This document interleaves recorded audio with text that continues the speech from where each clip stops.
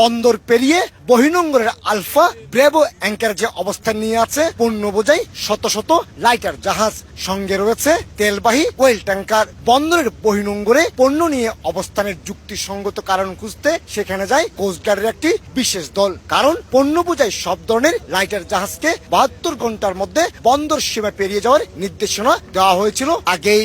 বন্দর অঞ্চলে এই রমজানে এখন পর্যন্ত ভাসমান গুদাম হিসেবে কোনো জাহাজকে ব্যবহার করতে দেখা যায়নি। আমাদের একটা সার্কুলার আছে যে 72 ঘন্টার মধ্যে ডিসচার্জ করতে হবে, দ্রুত যাতে ডিসচার্জ করে সেই জন্য যত ইনিশিয়েটিভ নেওয়া দরকার আমার ডিপার্টমেন্টের পক্ষ থেকে যত টুলস আছে আমরা সেগুলো ব্যবহার করি। গত কয়েকদিনের অভিযানে এই ধরনের 1085টি লাইটার জাহাজকে বন্দর সীমানা পেরিয়ে পণ্য খালাসে গন্তব্য যেতে বাধ্য করেছে কোস্টগার্ডের সদস্যরা।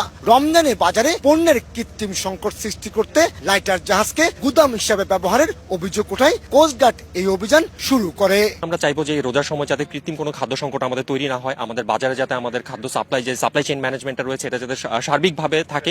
এই জন্য বাংলাদেশ কোস্টগার্ডের যে দায়িত্বপূর্ণ এলাকা, আমার বন্দর, আমার আউটার অ্যাঙ্করেজ এবং অভ্যন্তরীণ নৌপথে সার্বিকভাবে ঢাকা এবং অন্যান্য জায়গায় যে সকল জায়গায় যাচ্ছে সে সকল জায়গায় যাতে আমার দায়িত্বপূর্ণ এলাকায় কোনো খাদ্য মজুদ না হয়। শুধু চট্টগ্রাম বন্দর কিংবা বহিনঙ্গরে নয়, জাহাজ এবং দ্রুতগতির মেটাল শার্ট দিয়ে অভিযান চালানো হচ্ছে চাঁদপুর এবং নারায়ণগঞ্জ সহ বিস্তীর্ণ নৌপথে।